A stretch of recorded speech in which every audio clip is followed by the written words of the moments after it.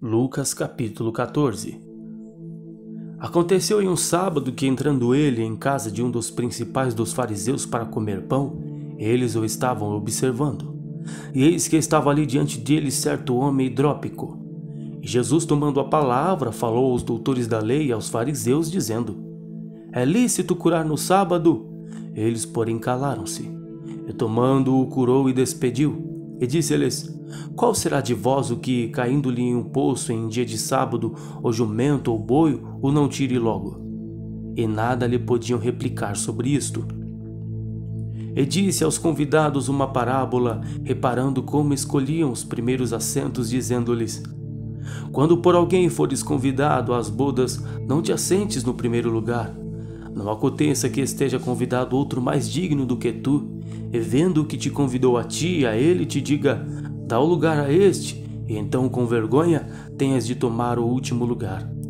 Mas quando fores convidado, vai, assenta-te no último lugar, para que quando vier o que te convidou te diga: amigo, sobe mais para cima, então terás honra diante dos que estiverem contigo à mesa. Portanto, qualquer que a si mesmo se exaltar será humilhado, e aquele que a si mesmo se humilhar será exaltado. E dizia também ao que eu tinha convidado: Quando deres um jantar ou uma ceia, não chames os teus amigos, nem os teus irmãos, nem os teus parentes, nem os vizinhos contíguos, para que não suceda que também eles te tornem a convidar e te seja isso recompensado. Mas quando fizeres convite, chama os pobres, aleijados, mancos, cegos, e serás bem-aventurado, porque eles não têm com que te recompensar, mas recompensado te será na ressurreição dos justos. E ouvindo isto, um dos que estavam com ele à mesa disse-lhe: Bem-aventurado que comer pão no reino de Deus. Porém ele lhe disse: Certo homem fez uma grande ceia e convidou a muitos. E à hora da ceia mandou seu servo dizer aos convidados: Vinde, que já tudo está preparado. E todos a uma começaram a recusar-se. Disse-lhe o primeiro: Comprei o campo, importa-me ir vê-lo, rogo-te que me hajas por escusado. E outro disse: Comprei 5 juntas de bois e vou experimentá-los, rogo-te que me hajas por escusado. E outro disse: Casei, portanto não posso ir. E voltando aquele servo anunciou estas coisas ao seu senhor. Então o pai de família, indignado, disse ao seu servo: Sai depressa pelas ruas e bairros da cidade e trazei aqui os pobres, aleijados, mancos e cegos. E disse o servo: Senhor, feito está como mandaste, e ainda há lugar. E disse o Senhor ao servo: Sai pelos caminhos e vales e força-os a entrar, para que a minha casa se encha. Porque eu vos digo que nenhum daqueles varões que foram convidados provará a minha ceia. Ora, ia com ele uma grande multidão, e voltando-se disse-lhe: Se alguém vier a mim e não aborrecer a seu pai, mãe, mulher, filhos, irmãos, irmãs, e ainda também a sua própria vida, não pode ser meu discípulo. E qualquer que não levar a sua cruz e não vier após mim, não pode ser meu discípulo. Pois qual de vós, querendo edificar uma torre, não se assenta primeiro a fazer as contas dos gastos, para ver se tem com que as acabar? Para que não aconteça que, depois de haver posto os alicerces, e não a podendo acabar, todos os que a vierem comecem a escarnecer dele, dizendo: Este homem começou a edificar e não pôde acabar. Ou qual é o rei que, indo à guerra a lutar contra outro rei, não se assenta primeiro a tomar conselho sobre se com 10.000 pode sair, ou ao encontro do que vem contra ele com 20.000? De outra maneira, estando outro ainda longe, manda embaixadores e pede condições de paz. Assim, pois, qualquer de vós que não renuncia a tudo quanto tem, não pode ser meu discípulo.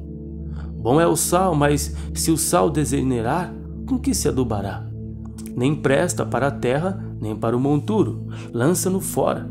Quem tem ouvidos para ouvir, ouça. Capítulo 15.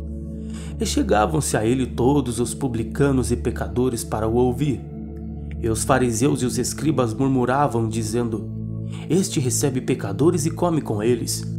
E ele lhes propôs esta parábola, dizendo: Que homem dentre vós, tendo 100 ovelhas e perdendo uma delas, não deixa no deserto as 99 e não vai após a perdida até que venha achá-la? E achando-a, a põe sobre seus ombros gostoso. E chegando a casa, convoca os amigos e vizinhos, dizendo-lhes: Alegrai-vos comigo, porque já achei a minha ovelha perdida. Digo-vos que assim haverá alegria no céu por um pecador que se arrepende, mais do que por 99 justos que não necessitam de arrependimento. Ou qual a mulher que, tendo 10 dracmas, se perder uma dracma, não acende a candeia e varre a casa e busca com diligência até achar? E achando-a, convoca as amigas e vizinhas, dizendo: Alegrai-vos comigo, porque já achei a dracma perdida. Assim vos digo que há alegria diante dos anjos de Deus por um pecador que se arrepende. E disse: certo homem tinha 2 filhos, e o mais moço deles disse ao pai: Pai, dá-me a parte da fazenda que me pertence. E ele repartiu por eles a fazenda. E poucos dias depois o filho mais novo, ajuntando tudo, partiu para uma terra longínqua, e dali desperdiçou a sua fazenda, vivendo dissolutamente. E havendo ele gastado tudo, houve naquela terra uma grande fome, e começou a padecer necessidades. E foi e chegou-se a um dos cidadãos daquela terra, o qual mandou para os seus campos a apacentar porcos. E desejava encher o seu estômago com as bolotas que os porcos comiam, e ninguém lhe dava nada. E tornando em si, disse: quantos trabalhadores de meu pai têm abundância de pão, e eu aqui pereço de fome. Levantar-me-ei e irei ter com meu pai, e dir-lhe-ei: Pai, pequei contra o céu e perante ti. Já não sou digno de ser chamado teu filho, faze-me como um dos teus trabalhadores.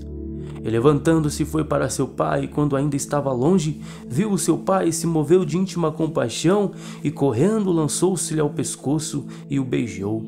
E o filho lhe disse: Pai, pequei contra o céu e perante ti, e já não sou digno de ser chamado teu filho. Mas o pai disse aos seus servos: Trazei depressa o melhor vestido e vesti-lhe, e pondo-lhe um anel na mão e alparcas nos pés, e trazei o bezerro cevado e matai-o, e comamos e alegremo-nos. Porque este meu filho estava morto e reviveu, tinha se perdido e foi achado. E começaram a alegrar-se. E o seu filho mais velho estava no campo, e quando veio e chegou perto de casa, ouviu a música e as danças. E chamando um dos servos, perguntou-lhe que era aquilo. E ele lhe disse: Veio teu irmão e teu pai matou o bezerro cevado, porque o recebeu são e salvo. Mas ele se indignou e não queria entrar. E saindo o pai ainda estava com ele. Mas respondendo ele, disse ao pai: Eis que te sirvo há tantos anos, sem nunca transgredir o teu mandamento, e nunca me deste um cabrito para alegrar-me com os meus amigos. Vindo, porém, este teu filho, que desperdiçou a tua fazenda com as meretrizes, mataste-lhe o bezerro cevado. E ele lhe disse: Filho, tu sempre estás comigo, e todas as minhas coisas são tuas. Mas era justo alegrarmos e folgarmos, porque esse teu irmão estava morto e reviveu, e tinha se perdido e achou-se.